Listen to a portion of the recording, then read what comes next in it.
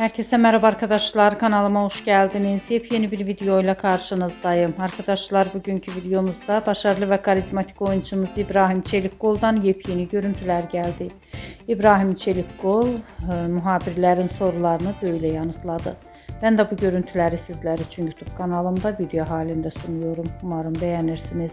Arkadaşlar, videomu beğendiyseniz kanalımı izlemeyi ve bildirim butonuna basmayı unutmayın. Şimdilik benden bu kadar olsun. Yeni videomuzda görüşmek üzere. Hoşça kalın.